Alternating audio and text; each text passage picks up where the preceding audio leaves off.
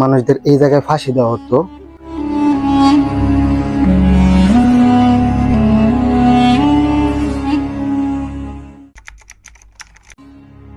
আজ 2026 সাল, যখন আমাদের পৃথিবী খুব দ্রুত এগিয়ে যাচ্ছে, তখন আমাদের টাঙ্গাইলের আতিয়াতে এক প্রাচীন ইতিহাস দাঁড়িয়ে আছে 417 বছর ধরে।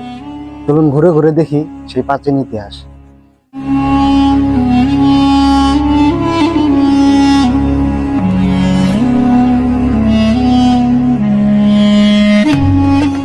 হ্যালো লিসেনার্স, আমি মেহেদি, আমার ভাগিনা নীরব। আমরা এখন আছি টাঙ্গাইলের বেলদর থানার আতিয়া জামে মসজিদে। 1609 সালে মুঘল সম্রাট জাহাঙ্গীরের আমলে এই স্থাপত্যটি তৈরি করা হয়। যখন এইদিকে কোনো পাকা রাস্তা ছিল না বা পাকা কোনো দালান ছিল না, তখন এই স্থাপত্যটি তৈরি করা হয়। আগের যে 10 টাকার নোট ছিল, সেই নোটেও কিন্তু এই আতিয়া জামে মসজিদের ছবি ছিল, বাট নতুন নোটে এই ছবিটি দেওয়া হয়নি। যখন আগেকার নোটে এই আতিয়া মসজিদের ছবি ছিল, তখন প্রচুর মানুষ এই মসজিদটি দেখার জন্য ভিড় করত, বাট এখন পর্যটক অনেক কম।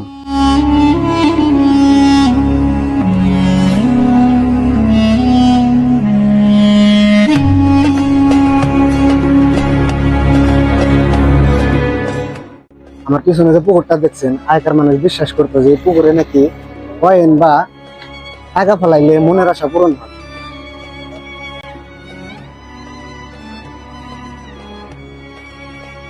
এই যে জায়গাটা দেখতে পাচ্ছেন, লোকমুখে শোনা যায় যে সেই মুঘল সম্রাটের আমলে কেউ যদি কোনো অন্যায় বা অত্যাচার করত, তখন মানুষদের এই জায়গায় ফাঁসি দেওয়া হতো। এবং ফাঁসি দেওয়ার পরে এই যে সিঁড়ি, এই দিক দিয়ে লাশগুলা বের করে দেওয়া হতো। আর মসজিদের সামনে যে পুকুরটা আছে, ওই পুকুরে লাশগুলা চলে যাইত। যাওয়ার পরে ওই পুকুরে নাকি কুমির চাষ করা হতো। ওই কুমিরগুলা আর কি মানুষের লাশগুলা খাইতো।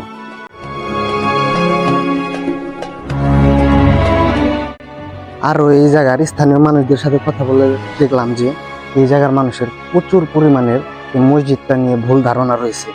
অনেকে বলে যে গভীর রাতে এই মসজিদটা নাকি একাই উঠছে, উঠার পরে সকালে মোরগে ডাকছে বা আজান দিছে, তখন এই মসজিদটি উঠা বন্ধ করেছে।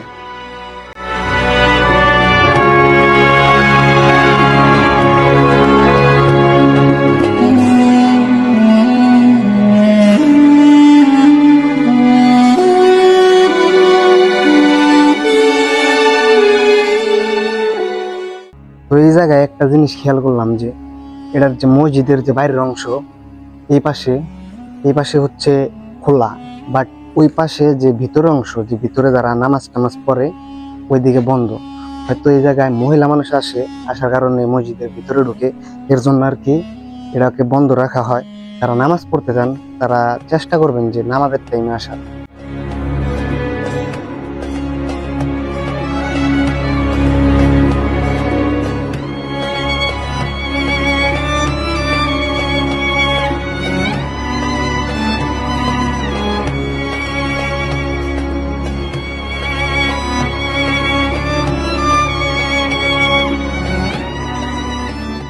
তো বর্তমান সময়ে এসে যদি আপনি প্রাচীন কোনো কিছু দেখতে চান বা প্রাচীন ঐতিহাসিক সেই জিনিসগুলার সাক্ষী হতে চান, তাহলে আসতে পারেন আমাদের সেই আতিয়া মসজিদে। তার কারুকার্য আপনাকে মুগ্ধ করতে বাধ্য করবে। যদি চান, ঢাকা থেকে মাত্র 3-4 ঘন্টার দূরত্বে আসতে পারেন টাঙ্গাইলের বেলদর থানার আতিয়া মসজিদে।